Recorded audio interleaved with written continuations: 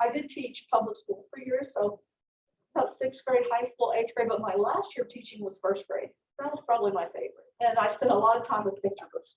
Even with 6th graders, I spent a lot of time with pictures books, and I'll tell you why. But this is one called Blazer's Taxi, and we printed 1,000 copies of this and they're gone. Blazer was the mascot for the Oklahoma City Blazers hockey team. Oh, cool. So this is kind of a story about how he became the mascot and how he was picked up on a farm, and he had a little friend that was he's a Clydesdale, and he had a friend who was a little miniature horse, and they were buddies. And when they tried to buy Blazer and haul him away to be a mascot, he threw a fit and wasn't going without his little miniature horse Taxi. And so it's kind of a story like that. And so this is one that we've done. But I brought some too that we haven't, that we didn't do. But first, I think the best thing would be for you to tell me if what questions are going through your mind when you're going to write a children's book. What questions are you having? So I don't just get up here and give you a whole bunch of information that you don't need. Okay. How do you decide what age range? That's a good question. As an author, and that's your decision, because interestingly enough, there's a thing called a Lexile score, Lexile, and so you can take a piece of text that you've written, and you can put it into that program, and it will tell you the readability, the age range. So what I will do, I'll get your information, and I can send a link to that where they can look at text and see what the Lexile score is. Oh, perfect. And that basically tells you, if you say, hey, I want to write a book for 1st graders, or 1st, 2nd, and 3rd graders, low elementary, and I want it to be educational, informative. As an expert in the field, as that you're becoming, you're going to use words that are part of that field, and so those words may be too high of a level of vocabulary for the students. Now, it's always good when you're writing a book to be thinking, just like you said, what's the age level? So you pinpoint that, and so the best thing to do is to kind of look at a few books that are geared towards certain age levels. Now, when I taught 6th grade here in Texas in Pearland, and you guys if you graduate from Texas, you're familiar with STAR and all that good stuff, and we were, I was trying to teach them literary elements, simile, metaphor, personification, and I chose children's books to do it with because I didn't want them worrying about readability and content. Oh my gosh, I can't understand this. How am I going to learn literary elements? So I picked stories they could understand that had literary elements. So when you're thinking in terms of age, always think vocabulary, check the Lexile score if you can to get an idea. Look at some books that you've seen that are targeted towards, they've got pre-readers that are very few words per page, very small words, like an example of a 1st grade book we taught. The cat sat on the mat. The rat sat on the mat. The cat and rat. I have a question with that. Yeah. Because I'm not from here. So when I was like in 1st grade, they gave us like 50-page books to read with like no pictures. Wow. It was like actual books. And by the time we got to 6th grade, like our book that we had to read for the year was like a 400-page book. Where are you from? South Africa. Oh, wow. So when I was looking at some of the things that Dr. Mahaffey gave us, and it's like children's books, and I'm like 6th grade, and it's like these things, I'm like, this is not 6th grade. This is like 5. So different parts of the world, different levels for age groups, different types of reading for different age groups. So that's something to consider. Is the story you're working on going to be for students in South Africa, for children, or is it going to be universal, worldwide? And if it's going to be worldwide, then you have to look at what is considered appropriate age level for that age group. But teaching 1st grade, that was one of the first books. In fact, I think that was the first story they learned to read, and the words rhymed.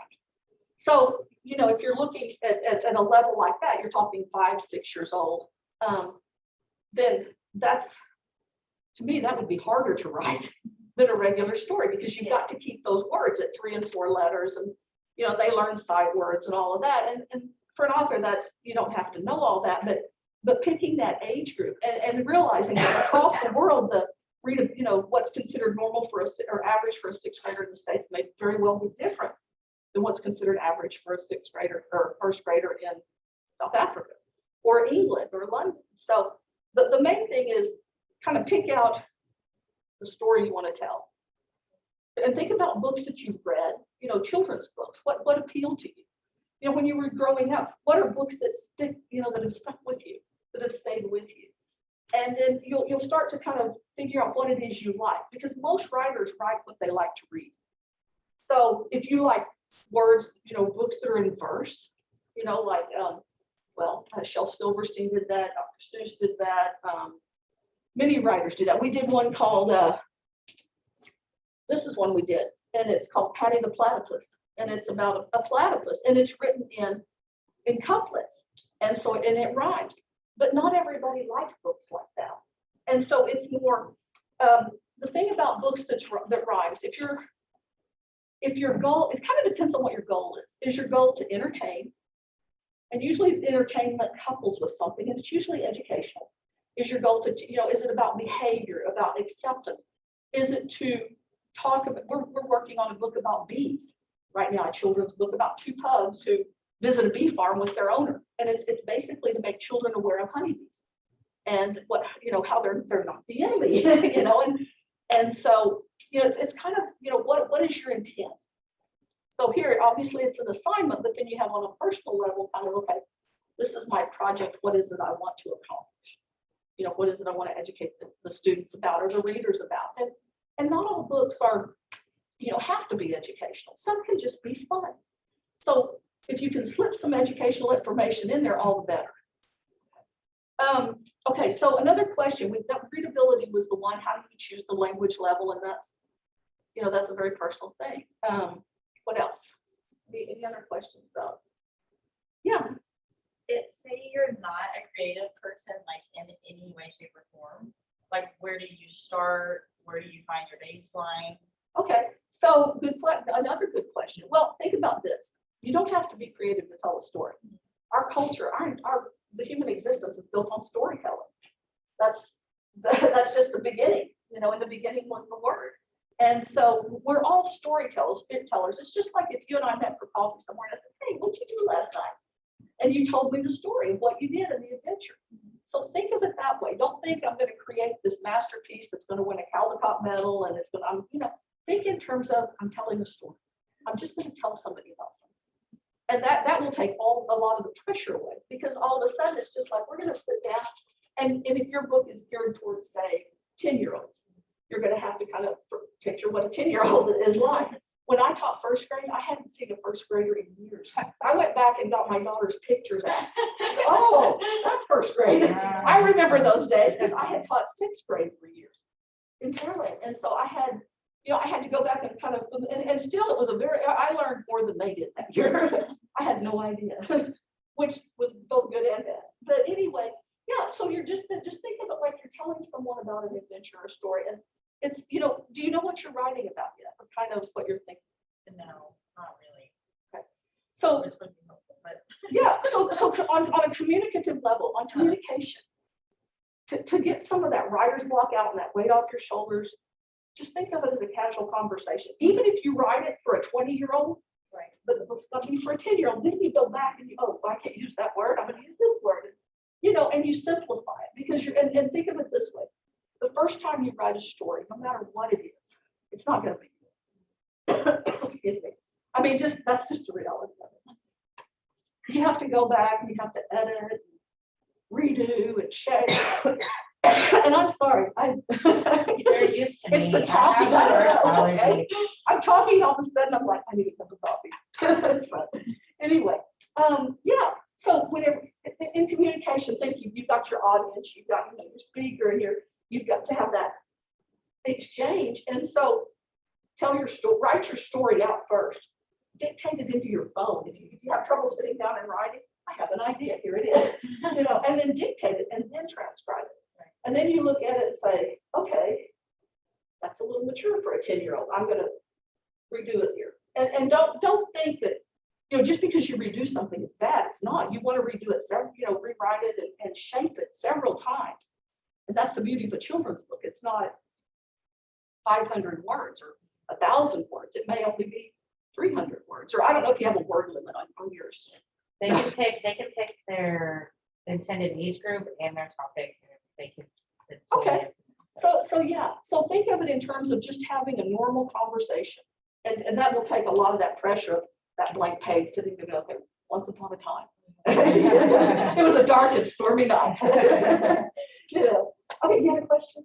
Yeah, so first, for you personally, do you start with more of like the lesson or not everyone's a lesson, but like your idea of what you want it to be about, like starting point? I think about that. I collaborate a lot in my head.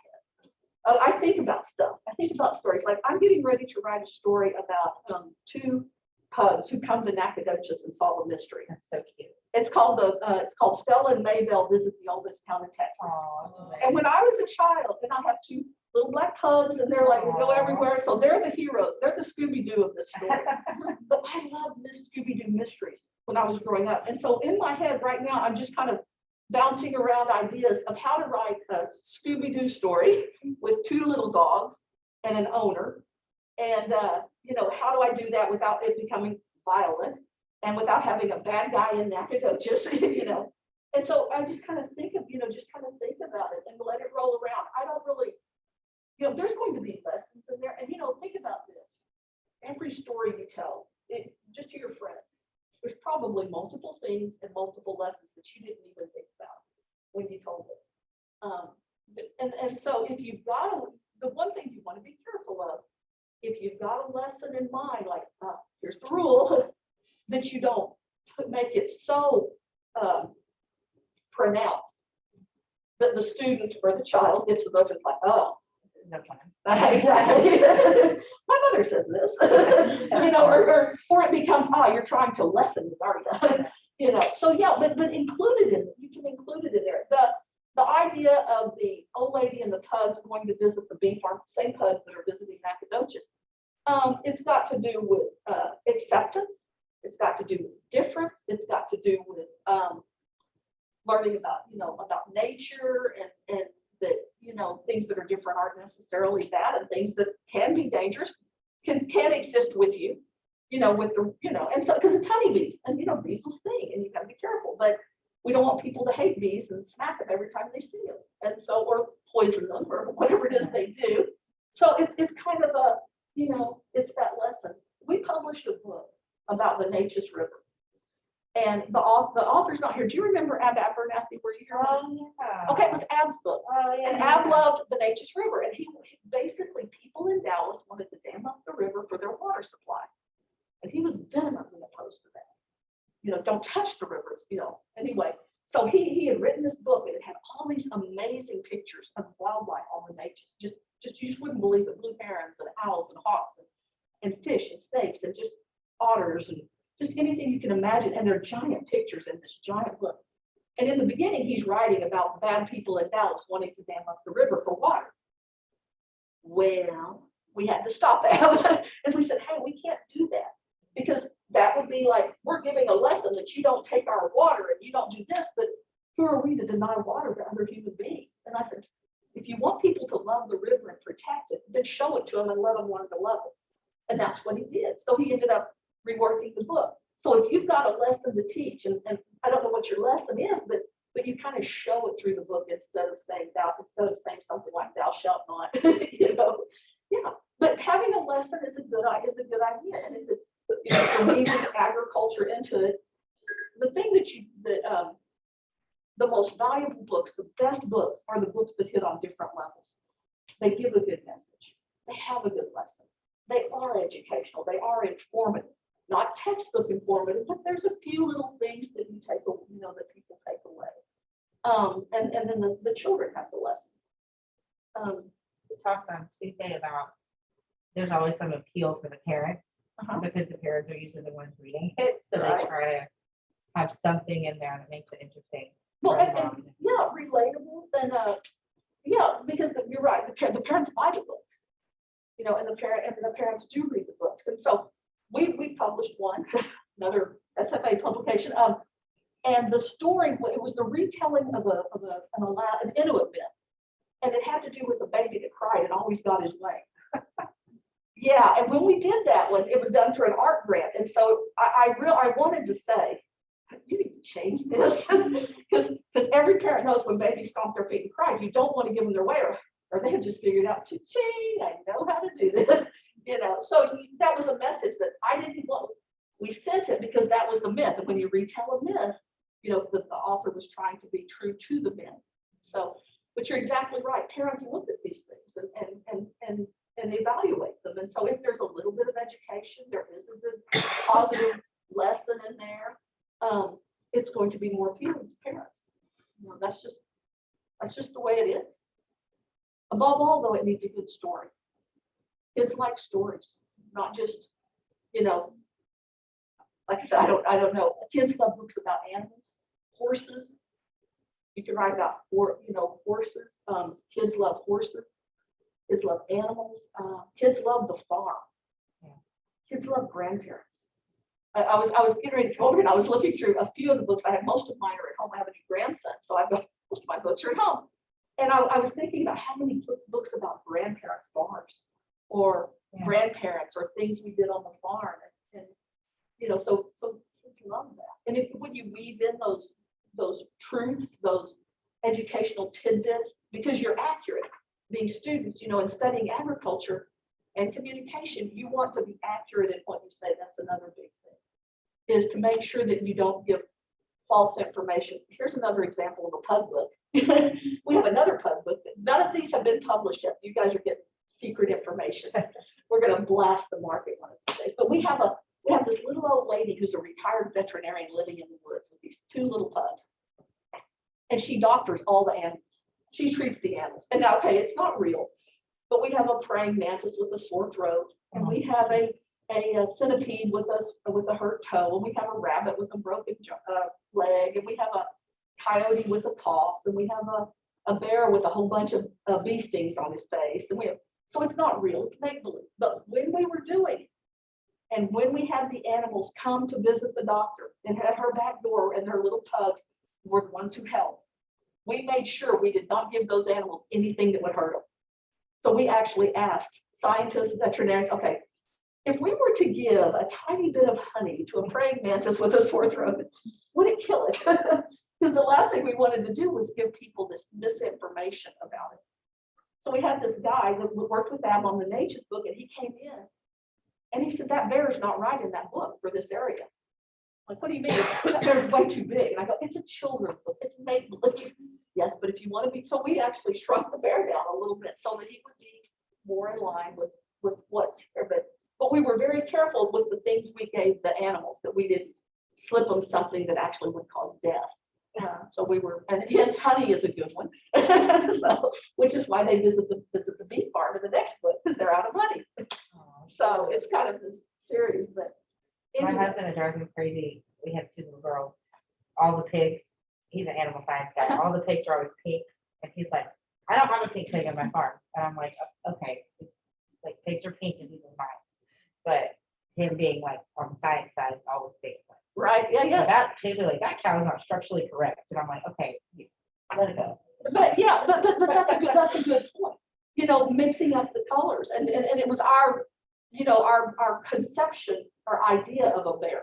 It was huge. It must have been twice the size of a grizzly. And it really, they don't. I mean, that's not the way it works. And so we actually did pare it down a little bit. So what is the story you're thinking about writing? Have you Oh, got- I have no idea. So now, is it tied to nature though, or tied to agriculture in some way? Something So about that. ag as in cows, horses, Whatever wheat, they want. cotton, agriculture. I told him my kids have a book about the farm, but instead of animals on the farm, they're dinosaurs. So they learn the names of the dinosaurs, but they're in a farm scene. Even that would be fun, like something. But we did talk about teaching some sort of lesson. So Yeah, whether it be, this is what ag really looks like, or this is what farms, this is how farmers work, or whatever they pick, there's got to be some sort of like ag advocacy involved. oh, okay. Exactly. Easy to do. Easy to do, because when you tell the story, you know about agriculture. So if the message is about working on the farm. I know there was a book I read one time, Cynthia Ryland wrote, and she was a really good children's author. It's called When I Was Young on the Mountain. And it was about growing up in the Appalachia And the narrator was with the grandparents, and it was kind of how the day went through, and it was educational, it was true, it was, it showed what people did, and grandpa worked in the coal mines, and so it barely touched on it, but it still touched, and it came back to even what they had for breakfast one morning, I think. This one, okay, Make Way for the Ducklings.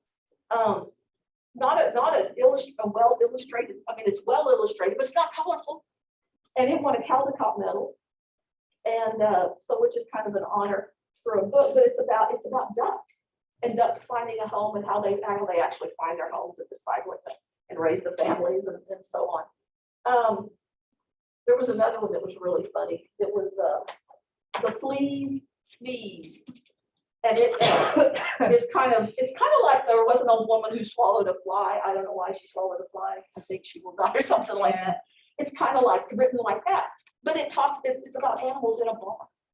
And so there are some truths to this, and it's got to do with, just that living together, even though there are differences and the habitation and all of that. It's probably not as educational as what you're going to be writing. It's more of a funny book about sleep, but still, the animals look out for each other. They take care of each other, and so there's a big message in that.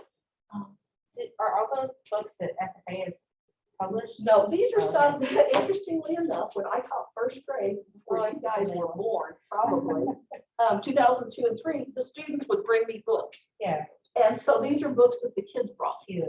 And Okay. I kept in the library there, and then I took them over to the press because we're just now dipping into children's books.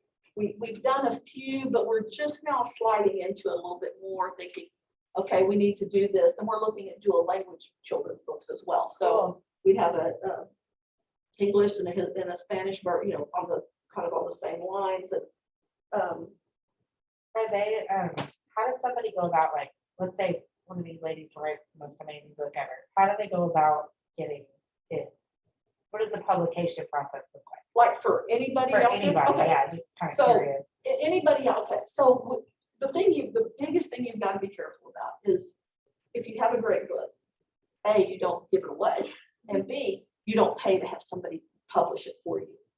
Now, if you want to self-publish it on CreateSpace or Amazon, there's absolutely nothing wrong with doing that. It's self-publishing, it's not a New York house, but you got to remember, as far as children's authors and children's books, I get at SFA about 200 submissions a week, not children's books, everything. New York's probably 10 times that. And so they're getting about, it is a hard thing to break into, but it can be done. The biggest thing I tell people, and if we can't take a book that somebody has, I say, do not pay somebody to publish it for you. Find somebody who will publish it and who won't charge it, or do it on CreateSpace and collect all the money yourselves. I'm actually thinking of doing a book on collegiate histories, children's books on collegiate histories. So they're illustrated children's books about different universities. And I was going to start with the ones my husband and I went to. And it's about how the university came into being and a little bit about the mascot. And I was going to do children's books, and I'm going to do that on probably CreateSpace or something, So, yeah, how do you get your pictures?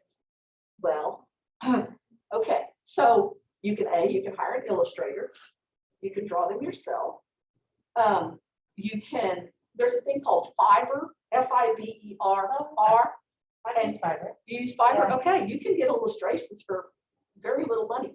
The other thing you could do, you guys are, what's your age? Like freshman, sophomore, junior, senior? They're like. No, I mean like freshman, sophomore, junior, senior. Seniors, junior and seniors, okay. If you could find somebody in the School of Art, a student who's into graphics and illustrations, you could pair up and do a book together. And I think there was something like that in Sawdust not too long ago. If you don't have somebody you can make a connection with, then A, you can advertise, B, you can go to Fiverr. But when people like at New York, when you submit children's books to agents, that usually people who write books don't illustrate their own books. It's very rare. Eric Carl does it. There are authors who do it, but it's very rare that authors illustrate their own books. It's almost unheard of. And so usually you'll submit your manuscript for publication. And then the book house will find an illustrator, like, that's what we've done. Like for our children's books, we found, actually, I had a student who was in work study at Over the Press. And that student in work study graduated, he worked for me and then he graduated and I hired him as a graphic designer for about 1.5 years. And now he's teaching digital art in Houston somewhere. So he kind of used us as a springboard to get into a different area. He wanted to be with art, he wanted to illustrate, but he wanted to also teach. And so there's that. Usually with a lot of times with children's books, you have to have an agent. There's an invaluable number of resources on the internet, but again, you don't pay people to read your work. You don't pay people to publish your work. A good agent will read your work, like it, and say, I would like to represent you. But as far as charging you money, don't do it. It's just, it truly is a scam.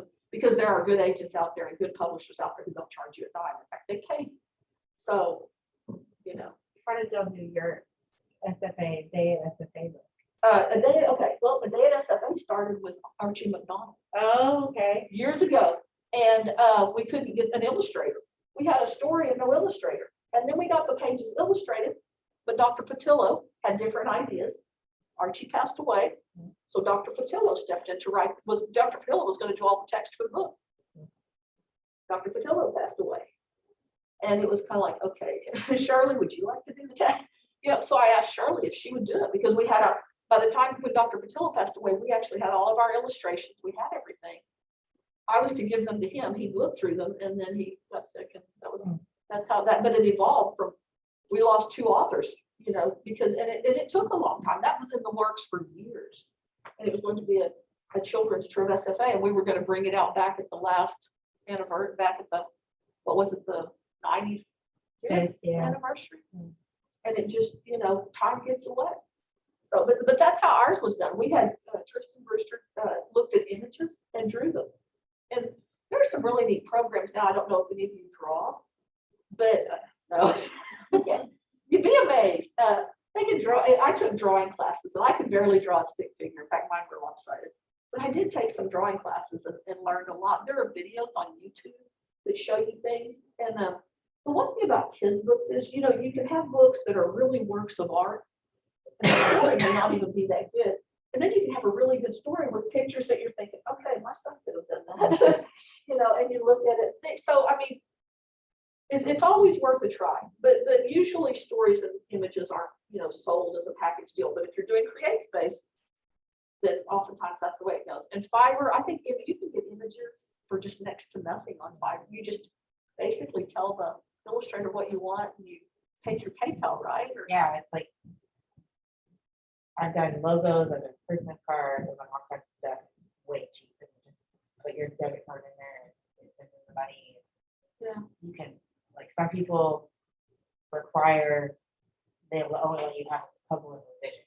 So sometimes you pay for, the more it costs, the more revisions you're usually getting. So I'm sure some involved drawing in a book, you want to be able to go back and forth with her. Right, So it yeah. might cost a little more, but I was thinking I saw images like for $5. yeah, oh yeah. It's so people affordable. all over the world. So you just kind of look at what they've done and usually they'll post images of things they've drawn. And then you can say, oh, I like this style or I like this, I like the way this person renders animals. We've got another book, a children's book coming out called I'm Samson, Maybe a Dog, about a Saint Bernard. And the lady illustrating it is a watercolorist. And so she's a self-taught artist, self-taught watercolorist. And so she did the images for it. And they're amazing. And we're actually going to have her do the Stella and Maybelle Visit the Oldest Town in Texas. She's going to illustrate that book for us. So how do you make, like, this is probably, you may not want to answer this question, but are you and Dr. Luna, since you're the author, are you the author, the other author on the book with her? Which one? On the My Day in SFA? No, that's Shirley and Donna. Donna, okay. So how, like, did SFA pay them to publish it, or was it just an SFA funded? It's just an project? FFA funded project. I see. Okay. But with you, it would be, you would get paid to do it. Now, about book royalties. Royalties are next to nothing. We pay our authors 10% of the net sales. So if a book sells for $20 and it wholesales for 10, our author gets a dime or $1. Okay. So if you, when you publish through CreateSpace, you get all of them. You get all of them. But then that may not be what you want to do. That may not be what you want to do. So it just depends on how it's set up. Cool. I'm asking them a question. Okay. About all the money made off of children's books. I'm retiring any day now. I am recording this for the promotion. Oh, so am I sitting in front of them? You're not, if you wouldn't mind, like, if you're gonna, whenever you speak, go on to the front, that would be better so they can see you. Because it's pointed that way. Yes, ma'am. Yeah, you're good. Okay, good.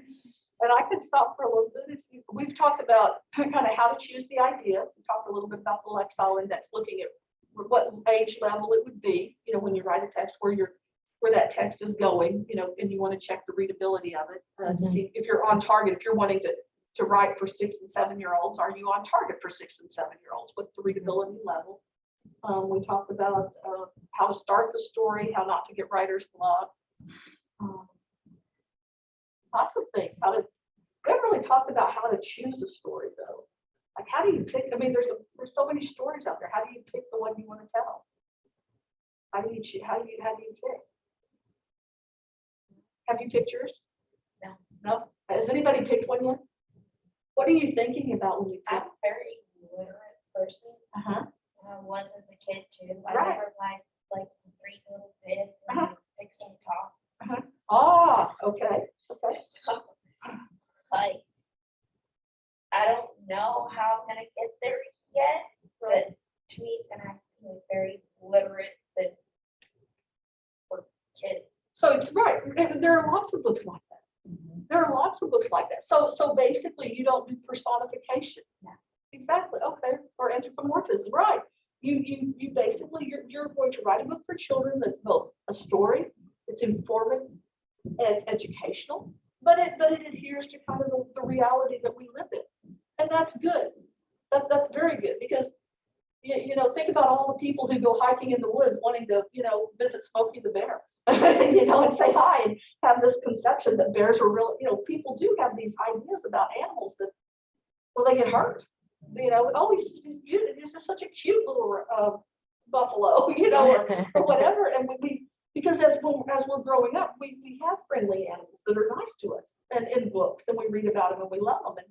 And so, you know, the Charmin bears are another good example, you know, so you have to, you know, and some people feel a responsibility that they don't want to do that, just like you're talking about, because they don't want to give the wrong impression about wildlife, how dangerous it, you know, it can be, and how we do more damage to wildlife by befriending it than letting it live on its own and letting it survive. We do more harm by encouraging it to be close to us. So, and that's a good thing. And so that still, you're still doing the same thing. You're telling the story. So, you know, you didn't like the Three Little Pigs. So in reality, you know, maybe the Grimm's fairy tale is more, you know, where reality is reality. The pigs build a house and survive the wolf. I mean, in the real world, perhaps. So there's nothing wrong with staying grounded in realism at all. And it's just a different story. And it's a different way to tell the story, but it can still be just as fun, just as entertaining and educational. And it just doesn't have some of the make-believe stuff. And depending on what your message is, and depending on, you know, what you're trying to, you know, what your mission is, basically, you may choose not to use personification. We teach it in schools. That was one of the literary elements I taught in 6th grade. And I used actually the Three Little Pigs retold or something, I don't know, because it had personification. And I could say, here's where, you know, here are examples. So. Is there an assignment for everybody to write? Yeah, they're all gonna come up with their own text for a children's book about that. And so they don't have to do the drawings or anything like that, but they have to come up with it, yeah. The book that we worked on, the SFA book, was Kim's idea. So I was fortunate. And I don't know if you know that it was presented to the Regents. at the- No, I have no idea. I was off working. I suspected that. But I have written a couple of books on my own. And I know that there are some successful authors out there who wrote a book for their family. Oh, you told me about this. Who wrote books for their family, and they wound up becoming being published and highly successful. So I've done that a couple of times. So I think that's maybe where you start is draw from your own experiences. The first book I wrote was when my brother passed away, and he had 2 young daughters, and I wanted them to know him and to remember him kind of the way I knew him. So I just thought back on our experiences growing up and some of the things that he did and things that he loved. And so I just wrote little chapters about that. And then when I put those chapters together, I was like, oh, well, this is a little book. And, I just got it. At that point, wasn't working with him, unfortunately. So I just, went to CVS and had it printed as one of their little books, which I don't recommend now that I know better. I don't recommend that anymore. And then I've also written a little book about my daughter's dog, who she adopted from the pound. And actually, my son adopted it from a pound in Denton. And he had just the week before moved into an apartment complex that was no pets allowed. But he went to the pound with a friend, and there was a dog that was about to be put down. And then he kind of fell in love with, so he just told him, I will take this dog, I'm taking this dog. And then he gave it to my daughter, and then my daughter had it there. She was living in Dallas at the time. And just some experiences that she had there with the dog. And then she moved the dog to Galveston, and experiences they had there. And, I have a picture of them together on the beach. So that was one of the pictures in the book. And then they moved to El Paso.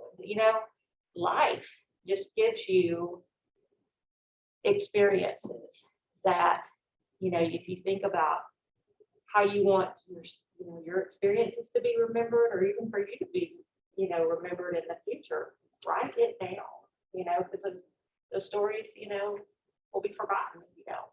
And so I would just say, think about your lifetime experiences that you've had. And even if it doesn't feel like a story when you initially think about it, once you start writing it down and adding details, and I think before you know it, you'll have a story. So, Yeah, we were talking about this mom and cat has 3 kids. I was kind of glancing through it. I don't believe, there's no personification. It's about what cats do. The mama cat digs in the sand. Fluffy and Skinny dig in the sand. Boris naps. And Boris naps is repeated throughout. And so there is no personification in this. It's literal. It's literal. And so, but it's probably a first grade level, maybe late first grade. And it's informative about the lives of cats. And so it does what you were talking about, staying grounded in realism and not adding these personalities, to animals and stuff. Dr. Mahaffey could probably make a book about a little piglet who was born at the swine farm during the snow apocalypse and survived. Yeah, that could be a great little story. Yeah. Well, when I was 12, 13, I did CPR on a pig. Piglet. Yeah. Mouth to mouth, by the way. But when pigs have, And the they're sow not has the bad. babies, they sometimes lie on them. Yep.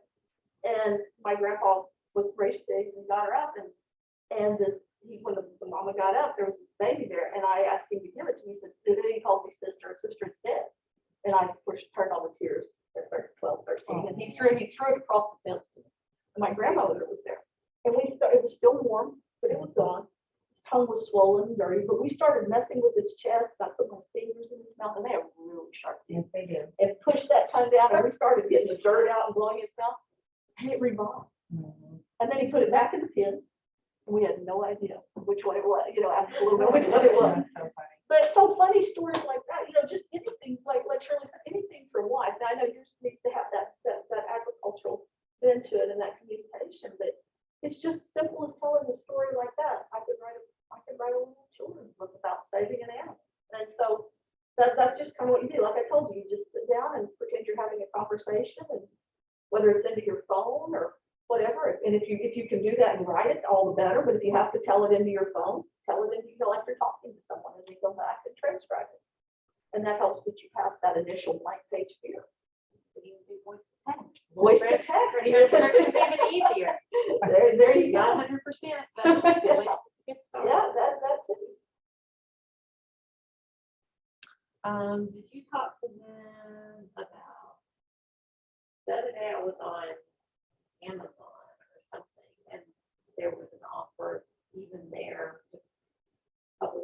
Was it on Amazon or was it on Kindle? It was like publish your own book. It's not, actually, it's not Amazon Create Space anymore. I think it's KDP or something Uh-huh. like that. And so you can publish your own. And I don't know if there were any costs involved or. I can't remember. I think it was pretty, if you didn't want, I guess if you didn't want an ISBN, the cost was pretty low. Well, okay, an ISBN would cost you money, and you know what an ISBN is, right? That's basically, it's a number that is assigned to a book. And then that, all books have their own numbers. And so one book, the ISBN usually is in the barcode that you see on the back of the book. And that is unique, it's like a fingerprint. It's unique to that book. And so no one can ever use the ISBN again, and if people type in an ISBN number, your book comes up. That's what comes up. And so, So y'all get them on your textbooks. Yeah. Yeah. yeah, what Yes. you have to do that, exactly. And so to get an ISBN does cost a little bit of money, but if you're publishing a book, if you're taking the time to create it, to write it, to get it out there, then why not have an ISBN number? And then no one can ever take your idea, and that does happen. So you've got, it basically got its fingerprint, and it's yours.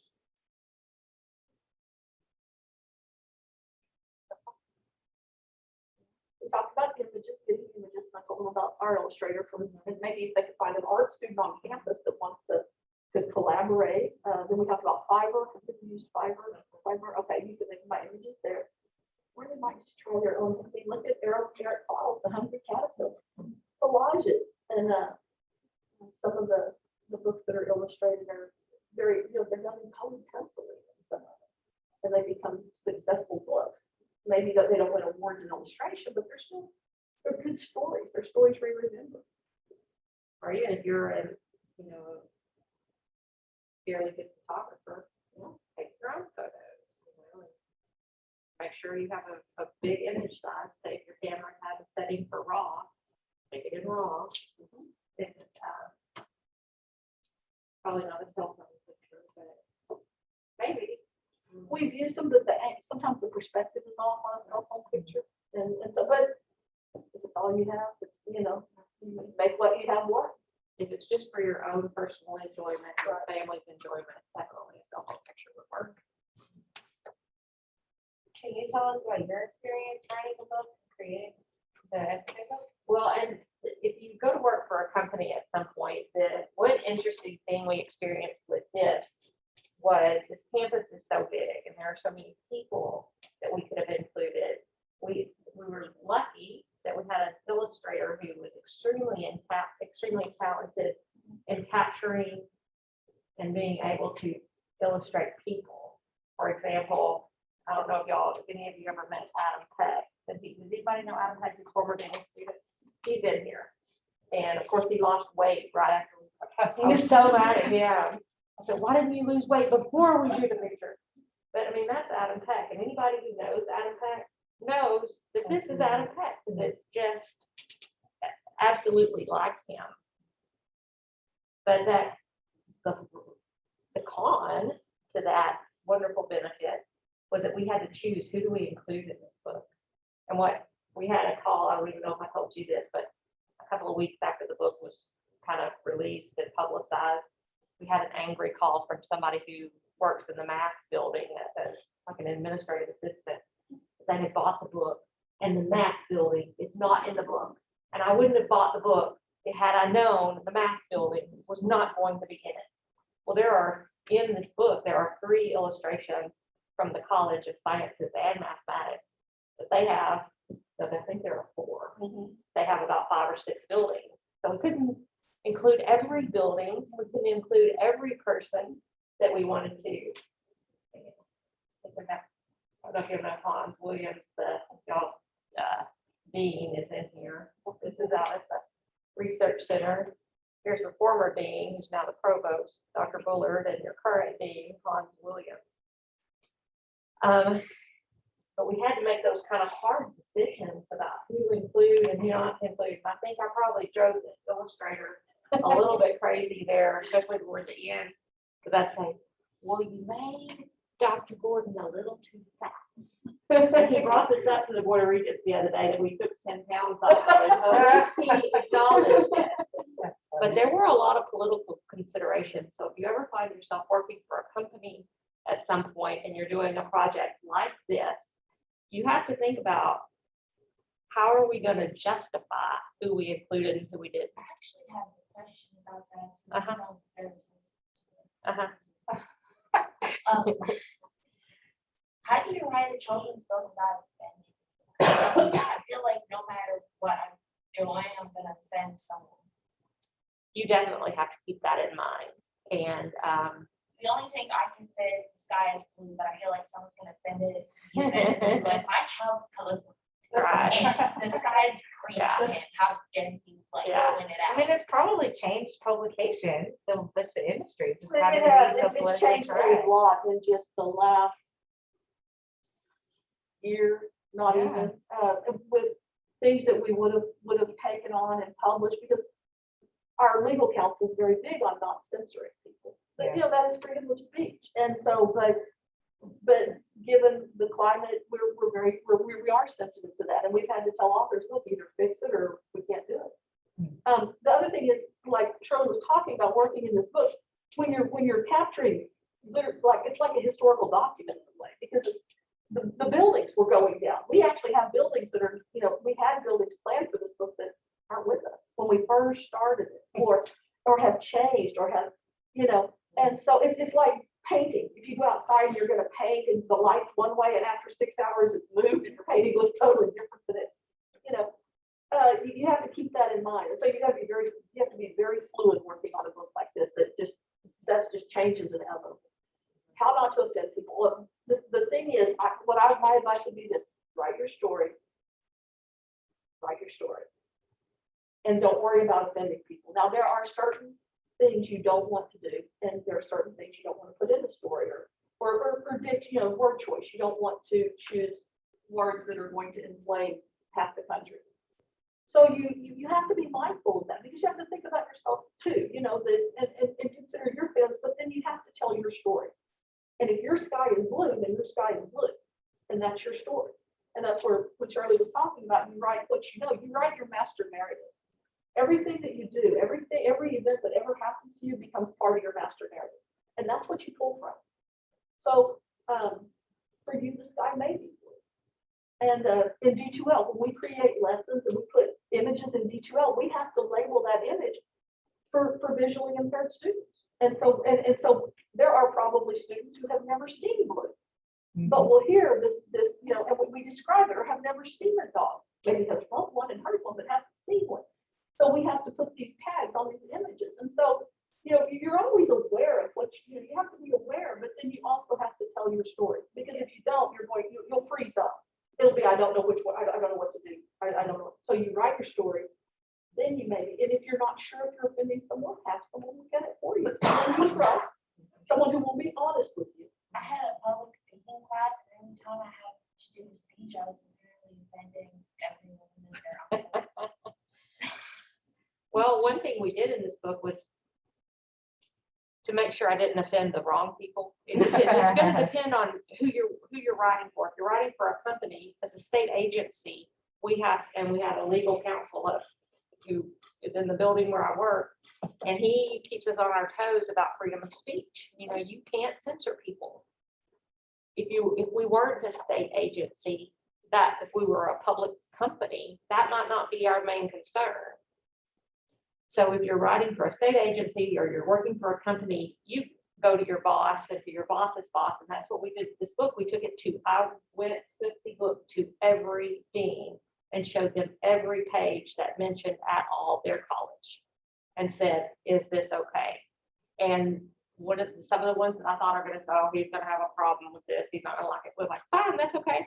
A couple of them, you know, wanted changes, like the dean of the College of Fine Arts does not like the Chester the Ghost that's supposedly in the Fine Arts building. I don't know if y'all heard that story.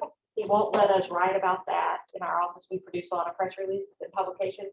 He won't let us write about Chester the Ghost. Chester the Ghost is in the book. I thought he was going to shoot it down and make us delete Chester. He said, that's fine. College of Sciences Mathematics dean, who is a great friend of mine, didn't like a lot of her pictures. Because she said, oh, this doesn't look very collegiate, it looks, and I was like, it's a children's book, it's for children. Why do you have squirrels in this She's so book? proper. She's very proper, very proper, and I love her. But I had to kind of talk her, I mean, we had to make some changes. And another thing, funny that you bring that up, is one of the last people we showed it to said, you have 0 students in this book with handicaps. Wow. And we were like, gosh, how did we not think about that? Yeah. And so we went back and added a student who appears to be using a cane, and we added a student who's in a wheelchair. And so I think that's one thing that I keep learning, unfortunately. You didn't think I'd finally get it over and over, is perspective, perception. I see somebody and I make mental judgments about them. A guy who works in my office right now, the first time I saw him, he was tatted up. He has big ear gauges. He had a long beard and long hair, and I saw him in the hall. We were shooting a video over in the residence halls, and I saw this guy in the hallway, kind of a big guy. And I was like, oh my gosh, I need to call the UPD. Who is this strange man in our residence hall? And the videographer in my office said, oh, Shirley, have you met James, my new student assistant that you approved hiring? And I was like, hi, James. And within 10 minutes of talking to him, I knew that this is one of the nicest guys I've ever met in my life. And now he's a full-time employee in my office. When he graduated, we hired him full-time. It's like my husband would say, I got slapped in the face with a wet squirrel tail. The judgments we make about people without hearing their stories. And so I think that's gonna be a lesson if I guess I'm slow to learn those lessons sometimes, and maybe you're gonna find yourself throughout your lifetime realizing that the way you think or your word choices the words you use, or sometimes the pictures that you, that seem perfectly acceptable to you, and you know what you mean, and you know what you're thinking, other people are going to perceive it differently. And that's one of those lessons in life. And I think what Kim said is exactly right. You continue to show it to people you trust and let them tell you their perceptions. And I think what better lesson in life is there than to listen to people and care about what they think. That might be my soapbox for today. Well, no, it's a good lesson in communication. And we, word choice conveys attitude. And so if if you're not conscious of word choice, sometimes the wrong attitude comes across, and then it's miscommunication, or the audience shuts down and doesn't listen. So, so this book, one of the fun things in this book is, anybody here go to Sam Houston ever? Okay, cool. Under one of the houses, we put the bear paws, as if the house had fallen on the Sam Houston. They're funny. I love it. Yeah, they look like, the paws look like flowers, but they're really bear paws. But we have a few, what I guess Dr. Gordon called them Easter eggs. That's so You have to cute. really know where you're looking. There it is right there. Yeah. So you can't really, but those little orange flowers, those are bear paws. And if you look up close, you can see the pads. So we put Sam Houston as a pad. So who is your audience for this book? Well, I mean, it's for children who live in Nacogdoches who come to, Okay. maybe their parents went to Sam Houston, we don't know. But they live in Nacogdoches and they come to campus and they know the campus, so their parent would want to read to them about the campus. It's also very much the children of alums. We sold books through the Alumni Association. My and- kids have every Aggie book ever written. Right. Because friends will be like, well, we know y'all are big Aggies, so Uh-huh. kids need to read these books. Uh-huh. I get so tired of reading. This is like, whatever. Like Beverly goes to all these, but like, okay, how many times did you go to all these things? But Uh-huh. all these people, and I always thought it was more for alumni than it was for the actual kids. So Right. That's why I asked that. 'Cause I Yeah. just thought, okay, It's definitely, you have to think about where's your market? Yeah. If your goal is to sell books, what's your potential audience? Where are you going to be able to sell them? And for us, it's definitely the children of the line. But they could say, I was at this building, see this window right here, that was my class. Yeah, and so they can, the parent can point, and then with the STEM building, of course, that's, that wasn't here when I went to school, you know. And so that's a really good point about considering audience, and that's in the marketing area of it, in terms of when we pick books to sell, we try to pick things that we think we could market better, or that will be better for our regional, you know, press. Okay. Um, That's one of the things they have to do too. So they write the text for the book and then they have to give like kind of a skeleton version of a marketing plan. Where would you sell this book? Who would Right. buy this book? Right, and that's always good to, and we add, by the way, we ask our authors that. When an author submits a book for publication, we have them list towns that they're affiliated with, where'd you go to school, where were you born? Working with our, because A&M distributes our books and the marketing rep goes out and contacts different people. So that marketing rep will hit people in that author's area.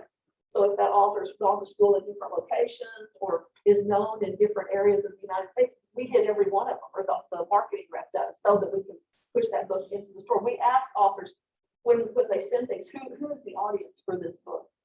Sometimes they'll even give us other books that are published out in maybe through New York. Oh, this is a lot like Cormac McCarthy's, you know, books, and we're going to sell to the same audience, and you know, that is a stretch, but at least it's an idea of when we read that manuscript, kind of we're thinking, is this like a Cormac McCarthy story? And who's not doing much anymore? You know, I think the last one was The Road and something else. And so there's a hole there to fill for writers to fill. I think if I were going to work like as a county extension agent and, you know, got a job in a new town, it would be interesting to write stories about, you know, maybe the farms that are in, you know, in that town, or whatever agricultural interest is in that town, to write a children's book about that. Because it is, you know, a great way to just to educate kids about their communities. You know, I think there could be, you know, in any town, a good market for that. You know, it's not going to be on the New York Times bestseller list probably, but it would be very successful within that region, I would think. Back to when Shirley was talking about working for a state institution. When you work for a state institution, you're a representative of that institution. And that's all, you know, if you're working for a company, sometimes you know, you're a representative of that company. And so it's always good to be mindful about what you're doing and saying. I mean, because there is such a thing as free speech, but there's also such a thing as you represent this institution. And so The right to work state. exactly, exactly. And depending on your job title, you can be the, you know, so anyway, those are just things to be mindful of. And it shouldn't stop you from writing your story, but it may help you when you edit the story. You know, when you go back and you shape it and you give it breathe that life into it before you do decide to send it out. Then you made sure that you covered certain things that you know be considerate and thoughtful in that sense. Because the thing you want to do is sell, you know, an author wants to do is sell a bunch of books. So the last thing an author wants to do is alienate anybody or alienate an audience. Right. And so you know, and if you ever study commercials, if you ever watch commercials, look at how the commercials try I to will hit. never buy Progressive insurance. Have you seen their Progressive insurance commercials about don't be like your parents? You know, Oh, don't yeah, turn yeah, into yeah. your dad. Oh, yeah. Yeah, I I've seen am those. offended. Like I think they're funny. Do you feel like that's you? yes. But I know I turned into my mother, so I'm And the just like, younger kids that. Yeah. I know. always say, I'm never gonna be like my parents. Right. And guess what we know? yeah, I've definitely turned into my mom. It freaks me Yeah, out. you'll do- I catch it's it amazing. sometimes. I'm like, oh, there's Judy. It's amazing how much our parents surface in us as we get older. So, but to me, it says about Progressive that they're targeting that younger audience, and they really don't care about the 50-year-old plus audiences. Because you already have your insurance. I guess I think Yeah. Farm Bureau. Or if you've ever seen the State Farm following commercial, the guy's on the subway and he sees a picture of an abused dog or a homeless dog, and all of a sudden the dog's beside him. And then he sees something on Facebook about a war vet, and then the war vet's with him. And he sees something about a student dropping out, the student's with him. And then the polar bear and the homeless. And what they're doing is it's basically ethos. They're creating relationships with the audience, because if you care about polar bears and I sell insurance and I care about polar bears, we now have kind of a bond. And if you care about the homeless and I sell insurance and I care about the homeless, so it's broadening that audience. And if That's what you wanna do with the that's book. what you want to do with the book. Unless you're a literate person and teach your own. That's either, and know that a polar bear doesn't live here somewhere. So we have about 15 minutes. Okay. I kind of want to switch gears if you don't mind. Okay. And just hear a little bit about, one thing I want you to address, so I'm just curious at how you would answer this question. So we had a conversation the other day. We looked at some press releases that I wrote. This is just more, guys, we're just gonna talk more about communications in general. But Ellie asked a question, because you are a literal person. And we looked at some press releases and it was, I was explaining to them during COVID that I would talk to Judge Sowell and I would talk to the mayor throughout the day. And then at the end of the day, we'd release some statement and I would clean up the quotes. Right. And she said, wasn't that kind of fraudulent? Like you're changing their words or you're making them sound better than they really were? And I said, well, It Yes. would be if you were a journalist. yes and no. Okay, so If I'm a journalist working for a newspaper okay, and the mayor says, I ain't gonna do that. As a journalist, when I was a journalist, I would have written, I ain't gonna do that. Thank you. If I were the mayor's press secretary, I would absolutely change that quote to say that the mayor said, I will not do that. I would still say I ain't gonna do that. You would not have a job. Yeah. that's what I told her. I said, I liked my job, so I wanted them to sound as good as Yeah. possible. That's probably why I'm not in that Yeah, Mhm. line of occupation. no, that's a good answer. Like, You know, I write, not so much now for Dr. Gordon, but when Dr. Patillo was still alive, I wrote speeches for him. I wrote letters for him. That letter would go out to the parent of a family of a student who passed away. I would have written every single word of it, and it would be signed sincerely Baker Patillo. And he proofread it after I wrote it. He said, that's how I feel, so let's go. Did he proofread it or did he pretend to proofread it and was just? Oh, he didn't proofread it for grammar. He proofread it to make sure I covered all the points that he would want to cover. Because sometimes if it was a letter, let's say it's a completely different topic. It's a letter that's going to a legislator about, thank you for coming to campus. We appreciate your support. Maybe there's some initiative that's coming up that I may not have even known about. And he might send that letter back to me and say, could you add a sentence or two about this upcoming event that we want him to attend or this upcoming legislation that we want him to support? So I would add about that. And the reason I felt good about that is because Dr. Patillo was a genius at delivering speeches. His memory was phenomenal. I've never seen anyone like him. He was an expert at so many things. And maybe he wasn't the best writer. Maybe being a great writer was not his strength. He was a good writer. But like now, Dr. Gordon has a degree in mycology. Fungus. He is an expert in fungus. Do we expect him to also be a grammarian? Right. Well, not necessarily. Everybody has their own area of expertise.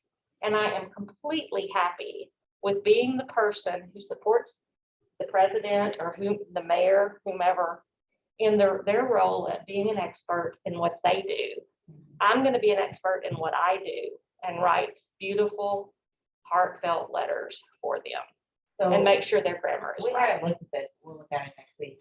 When the George Floyd stuff happened last May, the police chief was at a training. And I called him and I said, we have to send something out. Like, we had just had a police incident a couple years before here in NAC with the student. Not on campus. Not on campus, yeah. And those feelings are still raw in the community. And so Yeah. we have to say, like, other people may be saying it and they may not be genuine because everybody was making statements, but we have to say something because we've just been through this on a micro level, not as bad, it was a breakout, but I wrote the whole thing. I was like, you reminded me. We have an incident on campus too. I don't know, but what I'm trying to say is, I wrote every single word and I sent it to him and I thought, I don't know if this is how you feel or not. Like, I could be totally way too touchy-feely. He's not a touchy-feely guy. If he were to sit down and write a note, if he were to sit here with you, he would pour his heart out to you. And he would tell you all kinds of personal stories and he's a very heartfelt person, but he can't put it into words. And so I put it into words and I thought, okay, like I was nervous. So I was like, I don't know if he's gonna let me send this out or not. And he later like with tears in his eyes, came up to me and said, I'm so glad you wrote that down because I didn't know how to, Get it on like, it was paper. in my heart and I didn't know how to get it on paper. And yeah, he made a few changes, but like his sentiment was there. Yeah. So. There are only 40 hours in a work week, 8 hours are supposedly work hours in a day. The president of SFA typically works 10 or 12 or 14 hours every day. So they can't do it all. Somebody has to be there to pick up the slack. And so that's what I feel like my job is. And when I'm writing for them, you know, we all have our little language that we use in personal conversation. It's not the same language we would necessarily use in a formal document that's going to the newspaper or in a letter to a constituent. So if I were a journalist, I would have wrote, I ain't gonna, as the person who writes for the president, I would clean that up a lot. Or you were gonna ask something else, an incident on campus, you said. Oh, she was just talking about something. Wasn't there like the cop fighting the little girl? That was a big story. The swatting, you're talking about the swatting incidents? Here recently, yes. I don't know that, I mean, the people who are really familiar with that, I think, don't think that the cops handled it so badly as it was it was a roommate issue where the roommates really either intentionally or Well, they whatever. did release the full video afterwards, and it was clear that the girl attacked the cop first, so. I think that's a different. Yeah. I don't like media at all, Uh-huh, like, and the more I learn in this class, the more I hate media, uh-huh. because I learned things like, the man will say, I ain't gonna do that, and then it comes out that she's like this preppy person, and I'm like, but she's not preppy, because she actually says, I ain't gonna do that, so she's not preppy. Well, now the media would be the one, I think, who would write, I ain't gonna. That's what she's saying, like ethically, what you read in the press should be verbatim. Exactly. Should To be. me, it Yeah. should be raw. I need to like, don't try and tell me this person talks this way when they really in real life did not. And you give me a different picture. Well, now that's what journalists are supposed to do, and I think most of them do. In the media, is that what you're talking about, the media? Or you're talking about what I do is PR or marketing? But see, I feel like that shouldn't be changed either. Because that what that person says is what I want to hear word for word out of her mouth, even if it's like grammatically incorrect. Well, that's I what the want to know media, they're stupid, and not someone come and make the sentence sound more intelligent, and then you're like, oh, look, this person speaks like they have a PhD, when meantime they're a dropout. well, that's what you should, then you should get your news from newspapers or, you know, I don't know, that's just, I don't like the whole going and changing people's words. mhm. To me, that's fraudulent, because I'm like, that's not that person, that's not how they said it. I'm a different person though, I'm strange. Well, So- and part of this class is learning that, hey, I like JC learned on herself. I'm not creative, but I can go about it in a way that makes sense. Or how you're figuring out, okay, I don't actually like PR. It's not Okay. disingenuous to me. It doesn't sit well with me. That's fine. Now you know it's a thing. I like the class a lot. No, I know what you're saying. I know what you're saying, but that's why you go through these classes That's so right. that you learn what That's you a good like lesson. and what you don't like. And that's We okay had that you're one- realizing that. We had one Daily Sentinel reporter who came to work for our office, and she lasted about 6 months because she was a reporter at heart, and she didn't want to change the words, and if something happened on campus, she didn't want to, you know, Be biased. well, we write about stuff, when I'm deciding in any given week, there are 17 things happening on campus, and maybe we have time to cover 15 of them. So I have to decide which 2 are we going to leave out.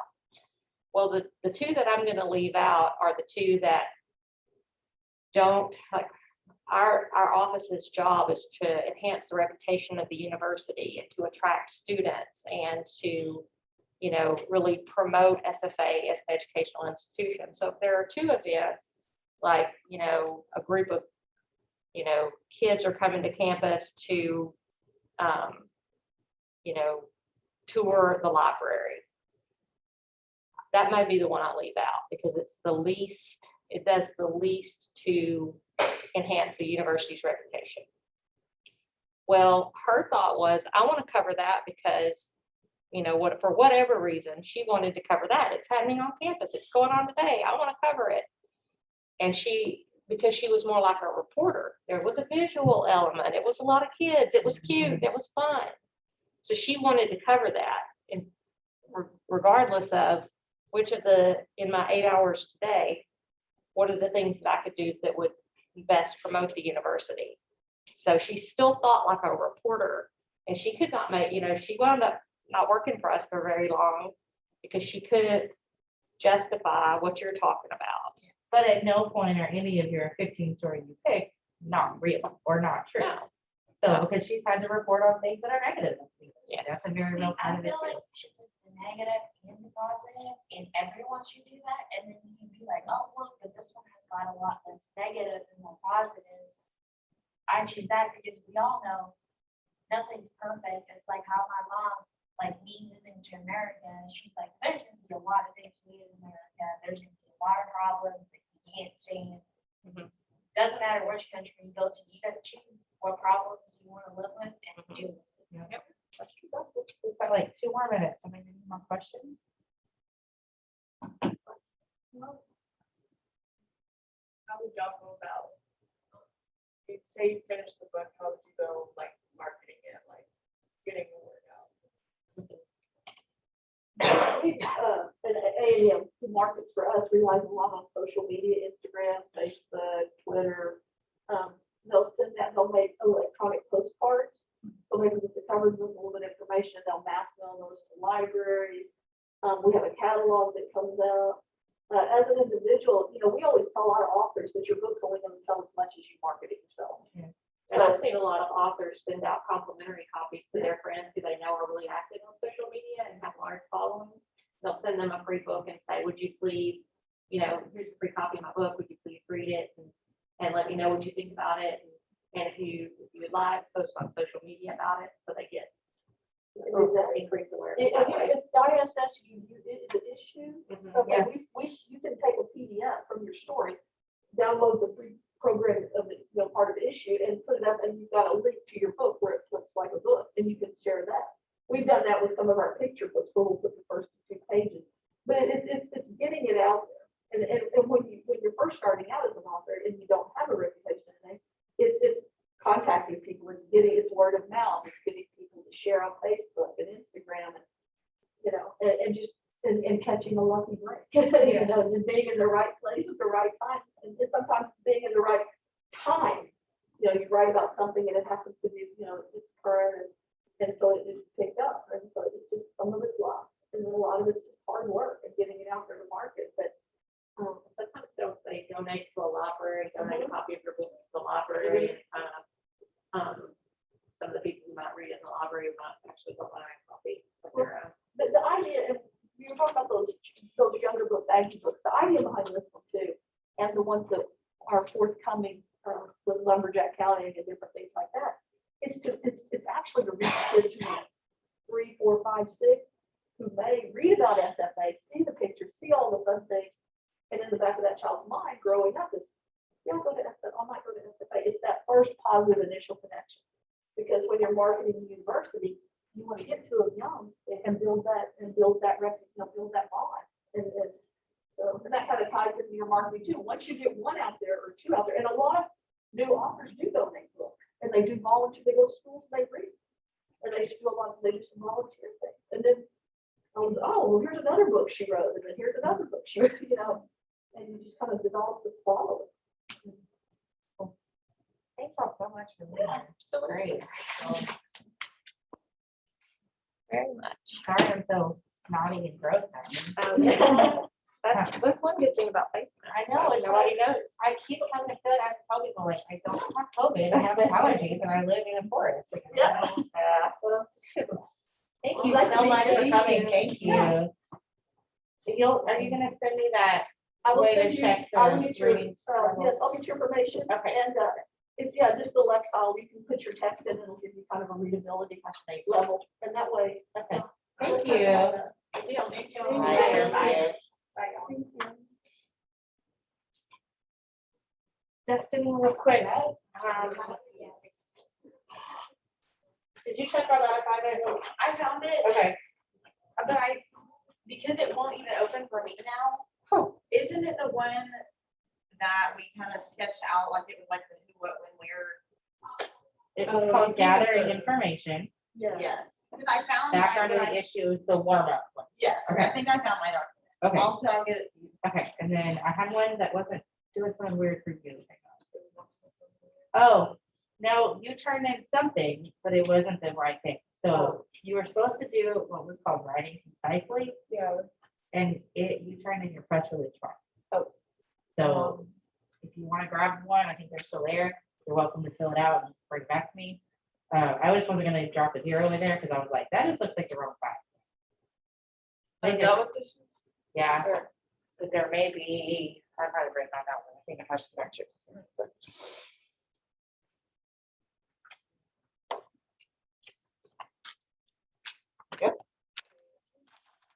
Yeah, I didn't.